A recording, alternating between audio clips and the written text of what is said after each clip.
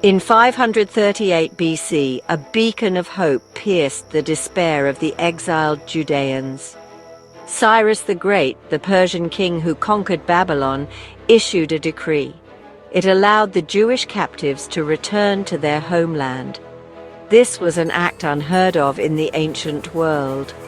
Conquerors kept their captives as subjects. Cyrus, however, acknowledged their God and permitted their return.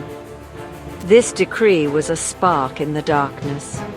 For decades, the Judeans had lived as captives in Babylon. They yearned for their homeland, the land promised to their forefathers. Now they were allowed to return.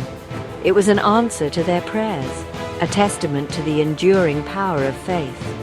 The news spread quickly, igniting a mix of emotions. Joy and disbelief warred within their hearts. Could this be true? Were they truly free to return to Jerusalem, to rebuild their lives on the ruins of their past? For many it was a call they could not ignore. The journey ahead would be long and arduous, but the hope of a restored Jerusalem beckoned.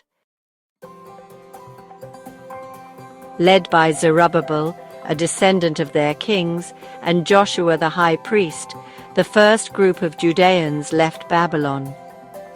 They carried with them the sacred vessels looted from the first temple. These were symbols of their faith and heritage.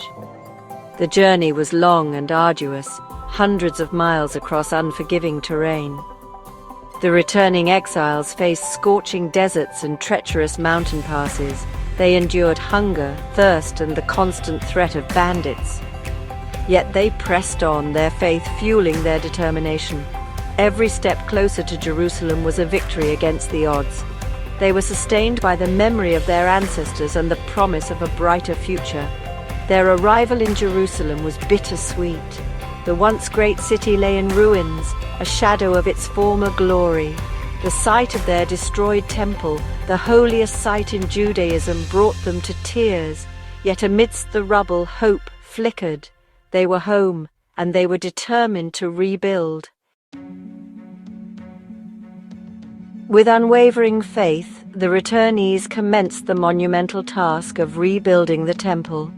They cleared the rubble and laid the foundation. The elderly wept, for they remembered the grandeur of Solomon's temple. The young looked on with hope, eager to partake in this sacred endeavor. Their efforts were not without opposition. Neighboring peoples, threatened by the resurgence of Judah, sought to thwart their efforts. They spread false rumors, bribed officials, and even resorted to violence.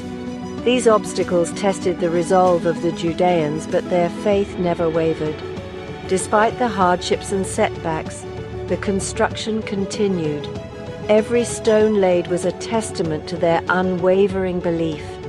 The high priest Joshua offered the first sacrifice on the new altar.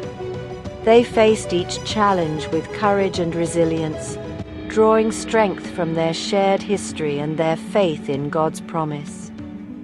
Prophets Haggai and Zechariah stood in the streets, urging the people not to lose faith. Finally, after years of relentless effort, the Second Temple was completed. Though smaller and less opulent than its predecessor, it was a symbol of their unwavering faith and their triumphant return. Its consecration was a day of immense joy and celebration, marking the rebirth of a nation. The rebuilding of the temple went beyond bricks and mortar.